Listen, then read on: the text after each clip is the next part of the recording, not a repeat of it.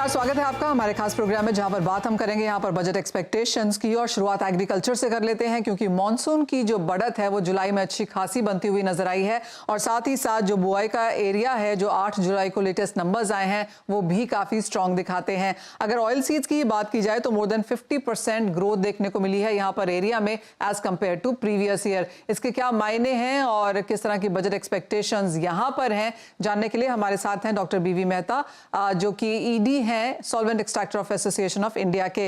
Doctor Mehta, बहुत शुक्रिया साथ जुड़ने के लिए। सबसे पहले आपकी एक सेंस लेना चाहेंगे मॉनसून पर और बुआई के आंकड़ों पर, जो काफी ज्यादा पॉजिटिव हैं, काफी एनकरेजिंग भी हैं। आप कैसे देखते हैं उसे? नहीं, डेफिनेटली जो सोयाबीन का डेटा सामने आया है काफी एनकरेजिंग है। Overall 80 lakh hectare already cover हो गया, जो कम से लास्ट से 50% ज्यादा है। मगर ये क्यों हुआ कि ये साल बारिश 6 दिन पहले आई, 30 मई को हमारे केरला में आ गई और स्प्रेड अच्छी तरह हुआ, और सेंट्रल और वेस्टर्न इंडिया में काफी जोर रहा। उसके वजह बुआई काफी है। अगर और भी हमको देखना पड़ गया कि जुलाई एंड तक में क्या फाइनली नंबर आता है, तो 15 अगस्त तक। मगर अभी जो दिख रहा है एक अच्छी तरह से दिख रहा है। सेकेंडली, हमारा पहला मानना था कि काफी सोयाबीन से ग्राउंडनट में जाएगा या तो कॉटन से ग्राउंडनट में जाएंगे, क्योंकि लास्ट में ग्राउंड के अच्छे दाम मिले थे। मगर ऐसा नहीं हुआ है। आज भी प्रीफर सोयाबीन रहा है। सोयाबीन में आकर देखो सबसे ज्यादा एकरेज सोयाबीन में बढ़ा है, ग्राउंडनट में डाउन है, कॉटन में भी नीचे है compare to the last year. तो एक ओवरऑल पिक्चर अभी तो अच्छा दिख रहा है। और जो बारिश का फोरकास्ट है कि जुलाई में भी अच्छी बारिश होगी, तो डेफिनेटली एकरेज लास्ट ईयर से हो सकता है इतना तो बढ़ सकता है। ऑलराइट, तो एज ऑफ नाउ नंबर्स यहाँ पर काफी एनकरेजिंग है। और जैसे कहा गया कि जो माना जा रहा था कि शायद सोयाबीन पिछले साल जैसा या पिछले साल से 1-2% कम आएगा, इनिशियल नंबर्स वो शायद यहाँ पर फिलहाल नहीं दिखाते हैं। लेकिन डॉक्टर मेहता, और सभी सेक्टर्स की एक स्ट्रॉन्ग लिस्ट है यहाँ पर, लंबी सी वित्त मंत्री के लिए, कि अगले 4-5 साल के लिए जो पॉलिसी नई सरकार बना के आएगी, उसमें सभी का एक तो मेंशन हो, और जो बहुत सारी एज ऑफ नाउ चैलेंजेस हैं और जो जरूरतें हैं वो यहाँ पर एड्रेस भी हो जाएं। तो अगर टॉप 3 आप देखें एडिबल ऑयल सेक्टर की तरफ से, वित्त मंत्री को जो प्रेजेंटेशंस हैं उसमें टॉप 3 क्या हैं? फर्स्ट, हम 5 साल से बात कर रहे हैं national mission on edible oil जी। लास्ट 3 साल से तो हम भी सुन रहे हैं, मैडम फाइनेंस मिनिस्टर पार्लियामेंट में जो बजट पेश करते तभी always see mention focus on the oilseed, तब तक ग्राउंड रियलिटी पे कुछ नहीं है। हम चाहते हैं कि अगले 5 साल में 25,000 करोड़, हर साल 5,000 करोड़ रुपया national oil seed development fund में निकाले और उसका प्रमोशन के लिए काम करे। तो आपका जो आज डिपेंडेंस है, 60% डिपेंडेंस है, उसे कम करके हम 5 साल में 30% तक लेके जाए। वो एक ऑब्जेक्टिव लेके हमको आगे बढ़ना पड़ेगा। बाकी 1000 या 500 करोड़ में कुछ नहीं होने वाला है। We are the same. आप देखिए लास्ट 5-10 साल में क्रॉप जो है 35 मिलियन के आसपास ही रहा है, बढ़ोतरी नहीं हो रही है, इल में भी बढ़ोतरी नहीं हो रही है। तो काफी एरिया में देखना पड़ेगा। और दूसरा जो एमएसपी का है, एमएसपी भी बड़ा अहम रोल पर रहता है। एमएसपी जब भी आप डिक्लेयर करते हैं तो आपको डिक्लेयर करने के बाद डिफेंड करना भी जरूरी है। तो एक वो भी है कि जब भी आप एमएसपी इतने बढ़ाओ, कोई प्रॉब्लम नहीं, अगर किसान को अच्छे दाम मिल रहा है तो ठीक है, पर दोस्तों डिफेंड तो कीजिए मार्केट टू द मार्केट। और उसके लिए क्या करना चाहिए आपको? ड्यूटी बढ़ाओ। पहले जब भी आपको याद है 87 to 92 में 12 मिलियन से 22 मिलियन 5 साल में क्रॉप हुआ था। क्यों हुआ था? तभी ड्यूटी 90%। आज क्या ड्यूटी है? 5.5 to 12.5%। तो किसान भाग रहा है, किसान को सही दाम नहीं मिल रहा है। आप देखें सोयाबीन कंटिन्यू एमएसपी में नीचे रहा, मस्टर्ड भी नीचे, एमएसपी नीचे रहा। तो किसान का दिमाग है और दूसरे में सोचता है कि क्यों मैं इसमें लगाऊं ज्यादा, और अगर उनसे वो चॉइस है तो वो मूव हो जाता है। तो जरूरी है कि जब भी हम ड्यूटी ऐसी रखिए ताकि that translate to the remunerative price to the farmer. जो एमएसपी है उसे 10 से 15% ऊपर चले, और according you must adjust duty. अभी जो ड्यूटी है वो ड्यूटी निग्लिजिबल है। हमारा सजेशन दिया है कि 20% आप क्रूड में कीजिए और 35% आरबीडी ऑयल रिफाइंड में कीजिए, ताकि 15 तो उसे और भी एक फायदा, 15% का ड्यूटी डिफरेंस मिलेगा तो इंडस्ट्री कंफर्टेबल हो जाएगी। और साथ में ड्यूटी का ऊपर रहने से किसान को भी सही दाम तिलहन के मिलेंगे। एक तो तीसरा एक हमारा जो सुझाव था कि जैसे आप ड्यूटी की डिफरेंस बढ़ाएंगे ऑटोमेटिकली रिफाइंड आने का कम होगा और ज्यादा से ज्यादा सीपीओ आएगा, क्रूड पाम ऑयल आएगा, जो सबसे लोअर ड्यूटी में आएगा, तो आपको इन्फ्लेशन पे उसका कोई इम्पैक्ट नहीं पड़ेगा। और यहाँ की जो रॉ मटेरियल की शॉर्टेज है, क्रूड आज जो रिफाइनर्स है, रिफाइनर्स के पास ज्यादा से रिफाइंड ऑयल आ रहा है, तो उसके वजह से उसकी फैक्ट्री है, कैपेसिटी यूटिलाइजेशन नहीं हो रही है, वैल्यू एडिशन यहाँ नहीं हो रहा है, एम्प्लॉयमेंट जनरेशन यहाँ नहीं हो रहा है। अगर आपने ड्यूटी रिफाइंड पे कंट्रोल किया तो यहाँ की फैक्ट्रियां चलेगी, नहीं तो आपकी मलेशिया तो इंडोनेशिया की फैक्ट्री चलेगी। और यहाँ की फैक्ट्री जो रिफाइनर्स है वो ज्यादा पैकर बन रहा है, रिफाइंड ऑयल आ रहा है, पैक कर दो, बेच रहे हैं। तो वो भी इसके लिए तीन चीज अगेन रिपीट करो, national mission of edible oil पे पूरा फंड देना चाहिए, पूरा जोर लगाना चाहिए। Second, duty should be raised approach at least 20% crude and 31% refined oil. Duty difference will be maintained between crude and 15%. तो ये सारे चीजें हैं, तो इसके वजह। हाँ, और चौथा एक और भी है, अलग अलग ड्यूटी है, जैसे ऑलिव और राइसमर ऑयल में 38.5% ड्यूटी है, उसको भी क्रूड ऑयल में जो ड्यूटी है वही ड्यूटी रखनी चाहिए। ठीक है, सारे क्रूड ऑयल की ड्यूटी तो रखो। एक तो एडिबल ऑयल्स है, जैसे आपने कहा कि तीन मेन चीजें यहाँ पर है, लेकिन आप साथ में यहाँ पर मील भी देखते हैं, वहां पर हमने देखा है कि एक्सपोर्ट थोड़ा सा अनइवन होता हुआ, कोई महीने में बहुत स्ट्रॉन्ग एक्सपोर्ट्स है, किसी में नहीं है। कैसे आप देखते हैं जो टर्शरी इंडस्ट्री है उसको भी?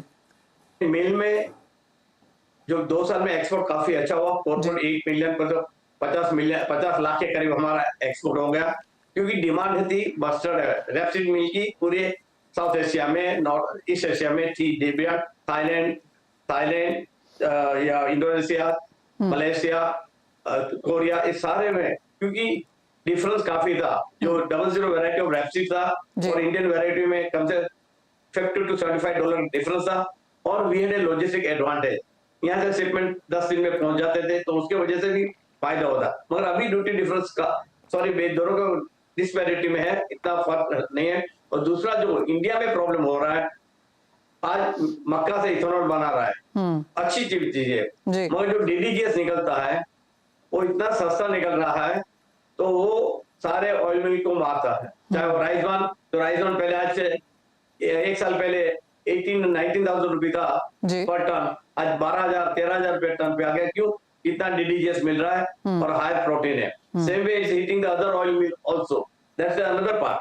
थर्ड, वर्ल्ड वाइड ऑयल है, ऑयल चाहिए, बायोडीजल के लिए चाहिए, मगर जब भी आप ऑयल लेते हैं सोयाबीन से, तो आप सोयाबीन मिल एक्सेस है, वर्ल्ड वाइड एक्सेस है, that will also put a pressure on your domestic price. जी, तो यानी कि अच्छी खासी लंबी लिस्ट है, लेकिन इंपॉर्टेंट जैसे मिस्टर मेहता कह रहे हैं कि एक तो यहाँ पर national mission of edible oil है, और दूसरा ड्यूटी इंक्रीज हो जाए तो कुछ बहुत जो कंसर्न्स हैं इंडस्ट्री की वो यहाँ पर सॉल्व होती हुई नजर आएंगी। डॉक्टर मेहता, बहुत शुक्रिया साथ जुड़ने के लिए, और एडिबल ऑयल इंडस्ट्री को वहाँ पर प्रायोरिटीज में क्या चाहिए वित्त मंत्री से वो हमारे साथ शेयर करने के लिए। लेकिन अब हमारे साथ जुड़ेंगे जीजेपीसी के एग्जीक्यूटिव डायरेक्टर सब्यसाची रे। मिस्टर रे, बहुत शुक्रिया आपका भी हमारे साथ यहाँ पर समय निकालने के लिए। और जहाँ तक जेम एंड ज्वेलरी इंडस्ट्री की बात है, यहाँ पर भी कुछ कंसर्न्स हैं, फिर चाहे वो एक्सपोर्ट को लेकर है या फिर of course rough diamond sourcing को लेकर है। इंपोर्ट ड्यूटी यहां पर सोने चांदी डायमंड की भी थोड़ा सा इवन करने की मांग यहां पर इंडस्ट्री की तरफ से है। इन तीनों को ही आप कैसे देखते हैं, और क्या एक्सपेक्टेशन है कि ये तीनों चीजें आ जाएंगी, और अगर आ जाती हैं तो इंडस्ट्री पे इसका क्या इंपैक्ट होगा? धन्यवाद मनीषा। ये हमारा जो सेक्टर है, आप अभी जो बोला है वो सब कुछ ही आप इंक्लूड कर लिया, आप कलर्ड जेमस्टोन इंक्लूड नहीं किया। तो आपको हम बोलते हैं कि ये जो डायमंड्स है, डायमंड्स और कलर्ड जेमस्टोन एक ही है, दोनों ही जेमस्टोन्स है। तो हम लोग जब बोलते हैं तो दोनों के लिए इक्वली बोलते हैं। दोनों का जो सेक्टर है, आप जानते हैं कि जयपुर हमारा कलर्ड जेमस्टोन का क्लस्टर है, उधर पर वो सेक्टर है, और ये जो महाराष्ट्र और गुजरात है वो है हमारा डायमंड का मैन्युफैक्चरिंग क्षेत्र है। ये दोनों में हम लोग अभी क्या बोला है कि आप दुनिया को देखेंगे कि अभी जो जियोपॉलिटिकल जो क्राइसिस है, जो यूक्रेन और रशिया के अंदर जो झड़पे हो रहा है, उसी के लिए जो G7 का जो सैंक्शंस आया है वो लेके हमारा गवर्नमेंट ऑलरेडी एंगेज्ड है। लेकिन ये जब आया तो हमारे सामने और भी एक प्रॉब्लम आ गया कि जो भी डायमंड, रफ डायमंड्स जो माइनिंग सेंटर से आते हैं वो डायरेक्ट नहीं आता है, थ्रू ट्रेडिंग सेंटर्स आते हैं। वेदर इट इज जब भी आप बोलेंगे कि वो इधर UAE से आते हैं या एंटवर्प से आते हैं, इजराइल से आते हैं, तो हम लोग बोल रहे हैं कि अभी वक्त आ गया है कि इंडिया के साथ डायरेक्टली माइनिंग कंट्रीज जो है ये डायरेक्टली इधर पर डायमंड भेजे। तो उसके लिए जो दुबई जो फैसिलिटी देते हैं, ईज ऑफ डूइंग बिजनेस देते हैं, या जो भी एंटवर्प जो देते हैं वो इक्वल डिस्पेंसेशन हमारा इधर करने के लिए हम लोग बोला है। ये लंबी समय से हम लोग बोल रहा था, तो गवर्नमेंट वो सुन के स्पेशल नोटिफाइड जोन क्रिएट किया था। आपका याद है तो स्पेशल नोटिफाइड जोन में पहले ये जो डिस्प्ले है, दैट मीन्स जो फॉरेन माइनिंग कंपनी इधर पर ऑक्शन करने के लिए आते हैं ये जोन में, वो जो हमारा जो मैन्युफैक्चरर और एक्सपोर्टर है उनको जो दिखाते हैं, वो लोग खरीदारी के लिए उधर जाते हैं। उधर पर वो डिस्प्ले के लिए जो उनको इनकम टैक्स के जरिए परमानेंट एंटिटी बन जाता है और उधर इधर पर टैक्स देना पड़ता था जी। इसी के लिए वो लोग एक छूट दे दिया है 2007 साल में या 8 साल में, इफ आई एम करेक्ट।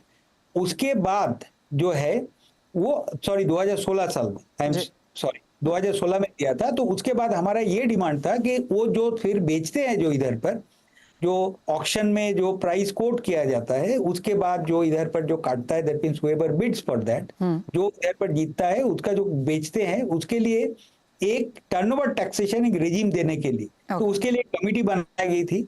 और वो कमेटी सब देख के ये सजेशन दिया है गवर्नमेंट को कि सेफ हार्बर रूल इधर पर टर्नओवर के ऊपर एक जो माइनिंग कंपनी इधर पर आते हैं बेचने के लिए, उनको जो एसएनजेड में जितना एसएनजेड में बिकती है उसके ऊपर देने के लिए। तो वो एक सेफ हार्बर के लिए हम लोग इस बार बहुत स्ट्रॉन्ग मुद्दा उठाए जो भी बोला है। और हमारा ऐसा लग रहा है कि शायद वो गवर्नमेंट सुन रहा है, क्योंकि अभी जो डायमंड इधर आने के लिए जो पाबंदी आ रहा है उसके बाहर हम लोग आ सकते हैं इसके लिए। दूसरा चीज क्या बोला है, ये सेम चीज हम लोग बोला है कि कलर जेमस्टोन में एक्सटेंड करने के लिए। अभी एसएनजेड का जो सुविधाएं है वो कलर जेमस्टोन का ट्रेडिंग में नहीं है, एसएनजेड के देने के लिए बोला है। और सेम चीज जो माइनिंग कंपनी डायरेक्टली इधर बेचेंगे और जो टैक्सेशन के लिए ये जो छूट दिया जाएगा या वेवर दिया जाएगा उसके लिए भी हम लोग बोला गया है उनको।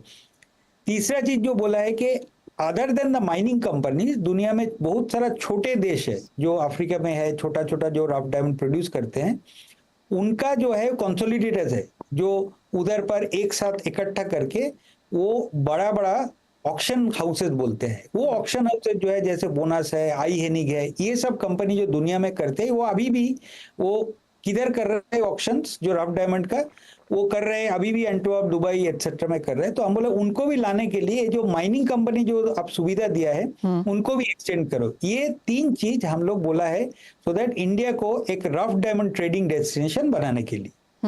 साथ ही जहां तक एक्सपोर्ट्स की बात है, क्या वहां पर भी कोई सपोर्ट आपको लगता है लगेगी सरकार से इस बार, बजट या बजट के आउटसाइड? जो एक सपोर्ट, बड़ा सपोर्ट हम लोग मांग रहे हैं कि अभी जो कट एंड पॉलिश आप अभी सुना है, रफ डायमंड कैसे इधर ट्रेडिंग होगा, वो भी एक्सपोर्ट के लिए सपोर्ट होगा, क्योंकि डायमंड बेसिकली एक्सपोर्ट होते हैं। हमारा जो टोटल आप हमारा जेम एंड ज्वेलरी के जो बास्केट देखेंगे जो अभी $32 बिलियन है, उसके अंदर करीब 55% खाली डायमंड एक्सपोर्ट है। तो ये जो सुविधा देंगे हमारा जो मैन्युफैक्चरर कटर एंड पॉलिशर्स को, उसके लिए वो उनको सपोर्ट मिल जाएगा एक्सपोर्ट के लिए। दूसरा सपोर्ट जो मांगा है, जो भी इधर से एक्सपोर्ट कर रहा है वो जो यूरोपियन कंट्री में जो कंज्यूमिंग डेस्टिनेशन न्यूयॉर्क बोलिए, उधर पर जो भी नहीं बिक रहा है, दैट मीन लेट्स से वो लोग 100 कैरेट का डायमंड भेजा है और 5-10 कैरेट उधर पर नहीं बिका, तो उसको फिर लेके आने के लिए हमारे देश में फिर असॉर्टमेंट करके भेजने के लिए, जो अभी हमारा इधर पर वो पॉलिसी नहीं है डायमंड इंप्रेस लाइसेंस, वो पॉलिसी लाने के लिए जो पहले था 2009 तक, उसको फिर रीइंट्रोडक्शन के लिए बोला है, क्योंकि उसकी वो नहीं है और डायमंड का इंपोर्ट ड्यूटी बढ़ गया है। उसी के लिए ये जो असॉर्टमेंट है वो बाकी बाहर का दुनिया में हो रहा है, तो उधर ये इधर आएंगे तो उधर हमारा जो वर्कर्स है, जो एम्प्लॉयमेंट है वो भी बढ़ेंगे और हमारा एक्सपोर्ट भी बढ़ेंगे, जो वैल्यू एडिशन करके उसको फिर एक्सपोर्ट कर सकते हैं। उसका जो डायमंड इंप्रेस लाइसेंस का जो रूल है फॉरेन ट्रेड पॉलिसी में इंक्लूड करने के लिए बोला है, और वो इंक्लूड करने के लिए बजट में उनको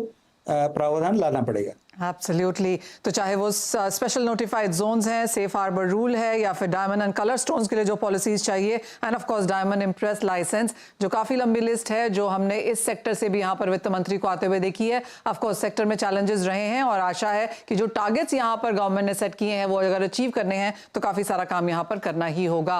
मिस्टर साबिसा चिरे, एज ऑलवेज बहुत शुक्रिया साथ जुड़ने के लिए और वो पूरी तमाम लिस्ट हमारे साथ शेयर भी करने के लिए। इसी के साथ समय है एक छोटे से ब्रेक का। जब लौटेंगे तो कुछ एक और सेक्टर्स की बात करेंगे और जानेंगे कि इन्होंने वित्त मंत्री के सामने क्या रिप्रेजेंटेशंस रखी हैं।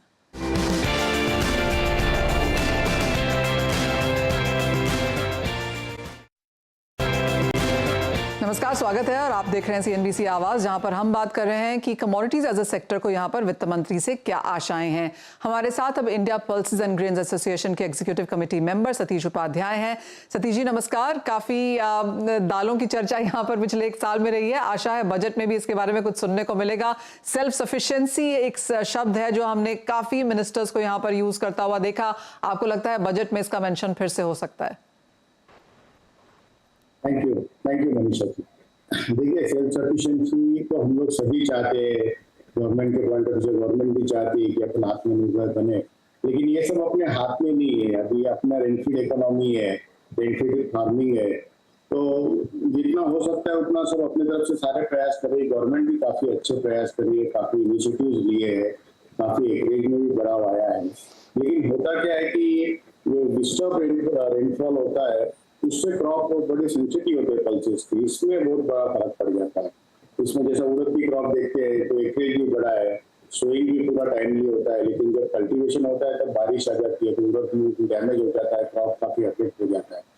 तो गवर्नमेंट का हमारा कोई बहुत बड़ी डिमांड नहीं है, हमारी 5-6 डिमांड है छोटी छोटी।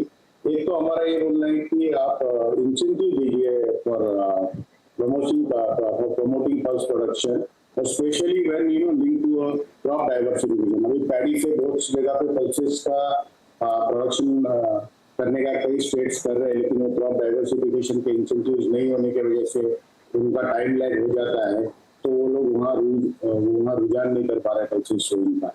एकरेज बड़ा है, एकरेज और बढ़ाने की जरूरत है। इसके साथ साथ हम चाहते हैं कि कोई काफी हाई यील्डिंग वैरायटी जो अभी काफी जगह ICMR भी रिसर्च कर रहे हैं, तो ये रिसर्च एंड डेवलपमेंट में थोड़ा यील्ड दिया जाए, हाई यील्डिंग वैरायटी आया जाए, अच्छा मिलिंग आउटपुट आया जाए।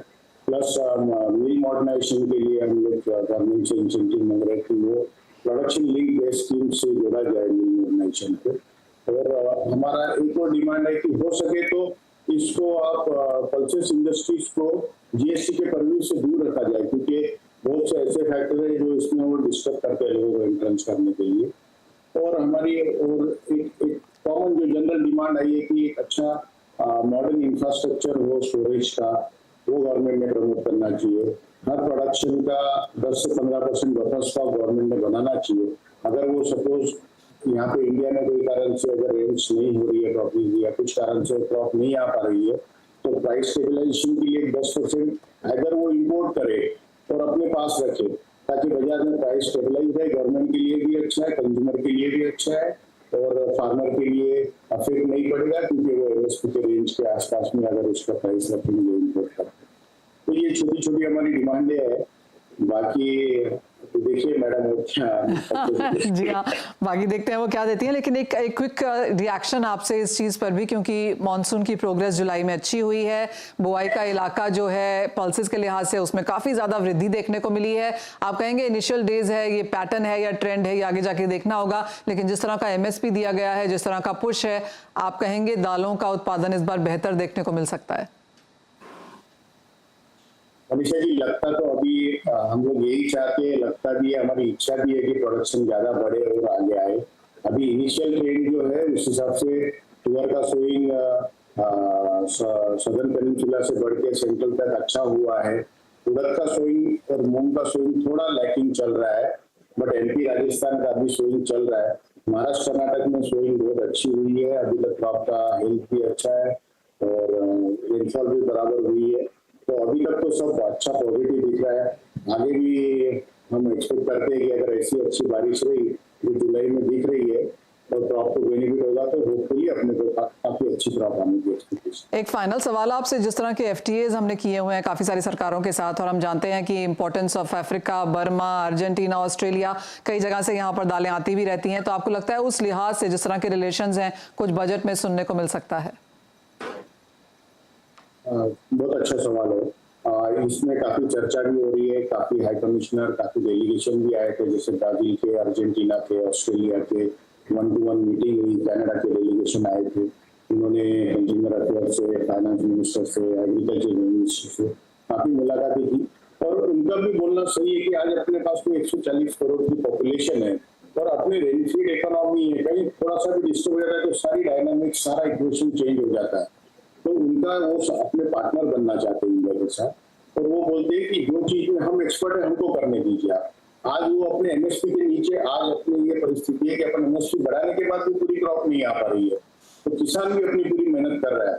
उनका ये बोलना हो रहा है कि आप हमको कोई हमको हमारे साथ में भी एक ऐसा एमओयू मान लीजिए जिससे हमको आप सर्टन अमाउंट ऑफ क्रॉप का परसेंटेज दे दीजिए, तो वो हम आपको अच्छे से देंगे और आपकी एमएसपी के नीचे देंगे, ताकि आपको भी वो जहाँ जिस एरिया में आप स्पेशलाइज है आप उस एरिया में फोकस कीजिए और इसके लिए आप हमको आप पार्टनर बना सकते हो, ऐसा उनका बोलना है। ऑल राइट, तो काफ़ी सारी चीज़ें ऑफ कोर्स इन डिस्कशन है और दालों में तो लगातार हम बताते ही रहते हैं, बात भी होती है कि पिछले 2 सालों में करीबन 11-12 नोटिफिकेशंस यहाँ पर आ चुके हैं। तो अगर एक लॉन्ग टर्म पॉलिसी सेट हो जाती है तो उसका फायदा हम across industry and of course consumers को तो आता हुआ देखेंगे ही। आगे बढ़ते हैं, बहुत शुक्रिया सतीश जी साथ जुड़ने के लिए और दालों पर पूरी चर्चा भी करने के लिए। आगे बढ़ेंगे और हमारे साथ अब इंडिया मिलेट मिशन की फाउंडर शर्मिला ओसवाल हैं। शर्मिला, सारी जो नंबर्स आए हैं अब तक के बुआई के ऑन द पॉजिटिव साइड है, लेकिन जहां तक कोर्स सीरियल की बात है, श्री अन्न की बात है, बहुत ज्यादा पुश या बहुत बड़ा नंबर हमने वहां पर सोइंग के लिहाज से खरीफ में आता हुआ नहीं देखा। क्या चिंता की बात है?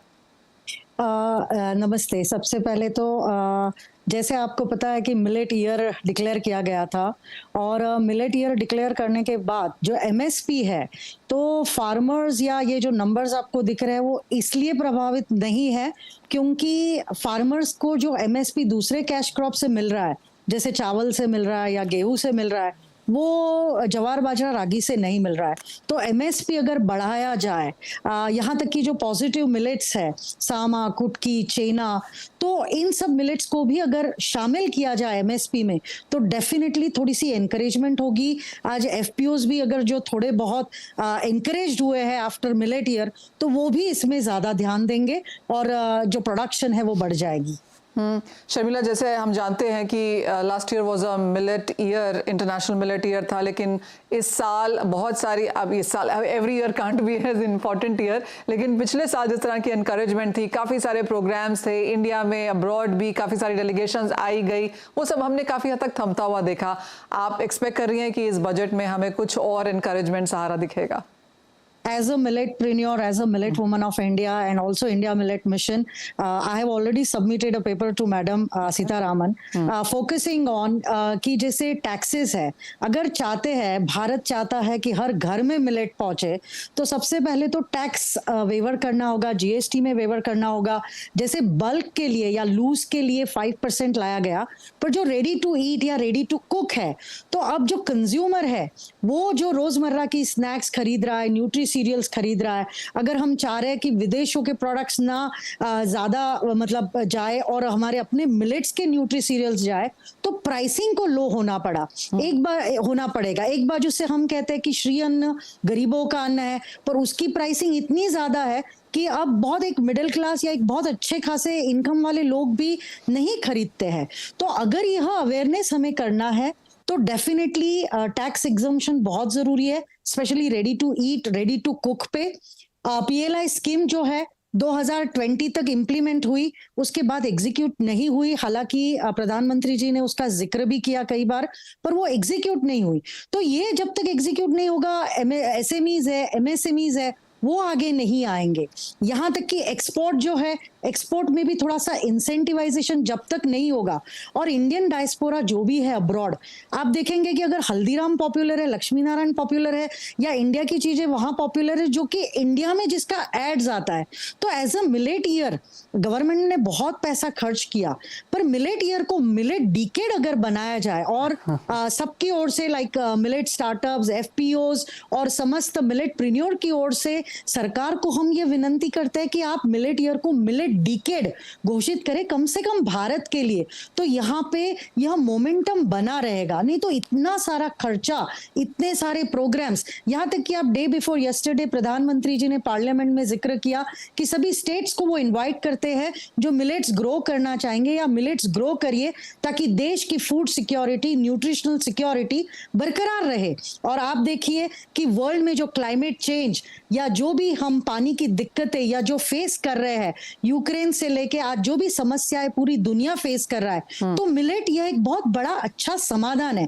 पर उसके लिए अपितु भारत सरकार को इस मिलेट ईयर को मिलेट डिकेड बनाना चाहिए, टैक्सेस को एग्जम्पशन करना चाहिए, एक्सपोर्ट पॉलिसीज जो है उसमें मिलेट को एक स्पेशल स्थान देना होगा। अब भी मैं यूएस से आई तो देखा कि मिलेट सारे शेल्फ से नीचे उतर रहे हैं, और ये बहुत उदासीनता की बात है कि अगर मिलेट्स की जो प्रमोशन हुई थी वो अब सडनली रुक गई क्योंकि हम मिलेट ईयर खत्म हो गया, बात खत्म हो गई। ऐसा करेंगे तो फिर वो मिलेट का इंपॉर्टेंस नहीं रहेगा। अब यहां तक कि मिलेट का एक नेशनल बोर्ड भी होना चाहिए। गए बजट में आपने देखा होगा कि सेंटर ऑफ एक्सीलेंस बना गया, पर एक सेंटर ऑफ एक्सीलेंस बनाने से पूरी आवाम जो है, आज 140 करोड़ जनता को हम नहीं समाधान दे सकेंगे। तो जैसे राजस्थान, गुजरात जो कि बहुत मिलेट ग्रो करता है, महाराष्ट्र ग्रो करता है, हर स्टेट में, उड़ीसा को ले लीजिए आप, सबसे ज्यादा मिलेट में बहुत अच्छा काम कर रहा है। तो सब जगह पे सेंटर ऑफ एक्सीलेंसेस होने चाहिए जहां की सारे स्टार्टअप्स को या मिलेटप्रेन्योर्स को हैंड होल्डिंग होगा, एफपीओस को हैंड होल्डिंग होगा, और इससे एसएमईज और एमएसएमईज ज्यादा काम कर सकेंगे और हर जगह पे मिलेट का प्रमोशंस बढ़ जाएगा। और एक्सपोर्ट में इंसेंटिव बढ़ने से एक्सपोर्ट भी बढ़ेगा। तो आपको इंडियन डायस्पोरा के अलावा मेन स्ट्रीम में आप देखेंगे होल फूड्स वगैरह जैसे मार्केट्स है यूएस में, सारा ऑर्गेनिक फूड या जो एंशिएंट ग्रेन को प्रमोट करते हैं, तो क्यों ना मिलेट वो जगह ले। मिलेट तभी वो जगह हासिल कर पाएगा जब प्राइस थोड़ी सी सही होगी और एक्सपोर्ट के लिए थोड़ा सा फ्री होगा, इंसेंटिवाइज होगा, और थोड़ा सा एक फ्रेंडली माहौल होगा कि जहां पे स्टार्टअप्स को, मिलेटप्रेन्योर्स को या एसएमईज को, एमएसएमईज को इसका थोड़ा सा सपोर्ट रहेगा। एब्सोल्युटली, वही एक चिंता रही भी थी कि पिछले साल इंटरनेशनल ईयर ऑफ मिलेट्स था और इस साल वो नहीं है, तो ऑफ कोर्स हमने थोड़ा सा एक स्टेप डाउन यहाँ पर आता हुआ देखा। लेकिन बहुत शुक्रिया शर्मिला वो सभी कुछ यहाँ पर इन कॉन्टेक्स्ट डालने के लिए कि क्या कुछ किया जा सकता है टू एंश्योर कि किसान and of course food security, और ये ऐसी क्रॉप है जिसको बहुत पानी भी नहीं लगता, तो in that sense climate supportive भी है, तो इसके लिए क्या कुछ वित्त मंत्री शायद इस बार कह सकती हैं। बहुत शुक्रिया आपका साथ जुड़ने के लिए और उस पर चर्चा भी करने के लिए। तो क्लियरली हमने आपको बताया है कि जेम एंड ज्वेलरी सेक्टर, खाने के तेल, दालें और मिलेट्स, इन चारों सेक्टर्स को इस बार वित्त मंत्री से क्या एक्सपेक्टेशंस है। ऑफ कोर्स बहुत दूर नहीं है वो दिन जब हम जान पाएंगे कि इस पूरी लिस्ट में से क्या कुछ निकल के भी आता है। लेकिन फिलहाल इस कार्यक्रम में इतना ही समय है, मुझे दीजिए इजाजत। आप बने रहिए सीएनबीसी आवाज पर।